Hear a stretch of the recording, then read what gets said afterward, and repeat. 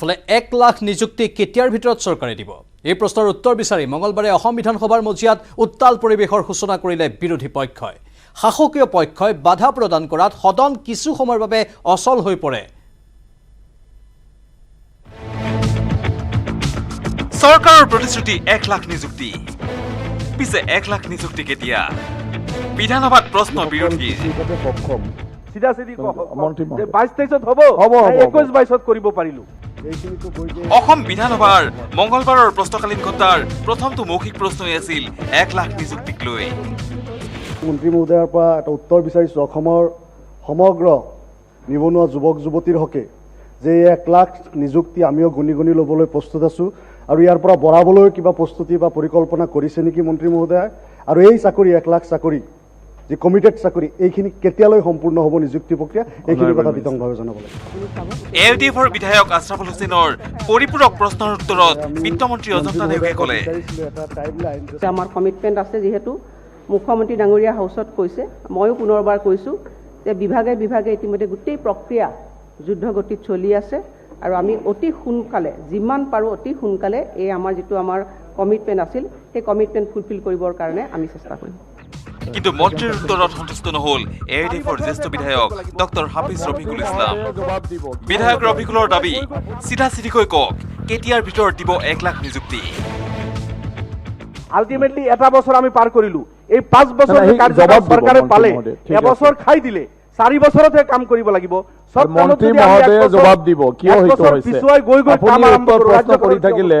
এটো আমি বিচাৰিছো সিধা সিধি যে 22-23 হ'ব 21-22 কৰিব পাৰিলো এই নিযুক্তি প্ৰসংগত এটা প্ৰশ্নক লৈ হঠাতে সৰব হৈ উঠিল নিৰ্দলীয় বিধায়ক অখিল গগৈৰ দাবী বিজেপি চৰকাৰ মিছলীয়া চৰকাৰ প্ৰধানমন্ত্ৰীয়ে মিছা কথা কয় এতিয়া আপোনালোকে ফাঁকিৰে ৰজা বিজেপিটো ফাঁকিৰ চৰকাৰ আপোনালোকৰ প্ৰধানমন্ত্ৰীয়ে মিছা কথা কয়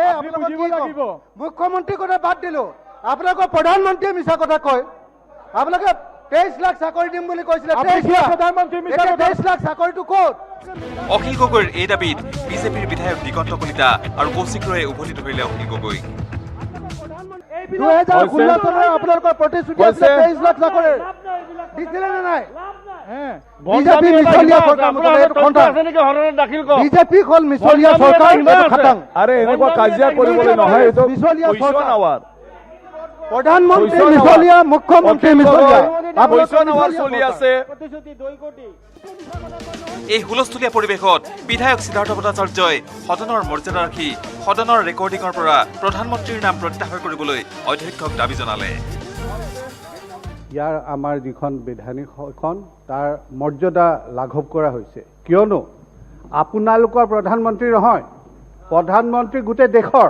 আমাৰ এটা পৰম্পৰা আছে যে এগৰাকী ব্যক্তি যদি তেখেত ইয়াত উপস্থিত নাথাকে তেখেতৰ সম্পৰ্কে যোনে নিজৰ আত্মপক্ষ ৰাখিবৰ কাৰণে সক্ষম নহয় এই সদনত তেখেতৰ সম্পৰ্কে কোনো অভিযোগ অনা নহয় অন্ততঃ শালীনতা আৰু শিষ্টতাখিনি ৰাখিব লাগে হুলস্থুলীয়া পৰিৱেশক শান্ত কৰিবলৈ অধ্যক্ষ বিশ্বজিৎ দৈমাৰীয়ে ৰুলিং দিলে অধ্যক্ষই ক'লে সদনত অধ্যক্ষই অকলে কি কৰিব যিয়ে সদনত গণ্ডগোল কৰে আপোনালোকেই ধৰক সেইকাৰণে আপোনালোকে লাগি যাওক না যিবিলাকক ডিষ্টাৰ্ব দিয়ে এইবিলাক আপোনালোকে ধৰক সেইকাৰণে এৰি দিছো মই কৈছত মোৰ নহয় ধৰিব লাগে নিজৰ মাজত সেইকাৰণে ধৰিব দি আছো মই কি কৰিম যেতিয়া সন্মানীয় সদস্যসকলে প্ৰশ্নকালত কুৱেশ্যনৰ প্ৰতি কোনো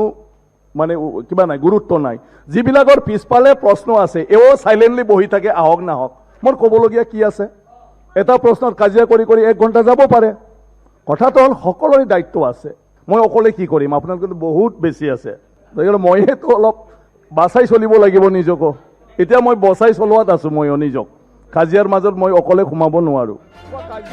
মুঠতে 1 লাখ নিযুক্তিক লৈ এইদৰে মঙ্গলবাৰে সদনত হুলস্থুলীয়া পৰিৱেশৰ সূচনা হ'ল কেমেৰা পাৰ্চন প্ৰভাত সিং আৰু সঞ্জয় বৰাৰ সৈতে Biju Kumar Deka news 18 Assam north east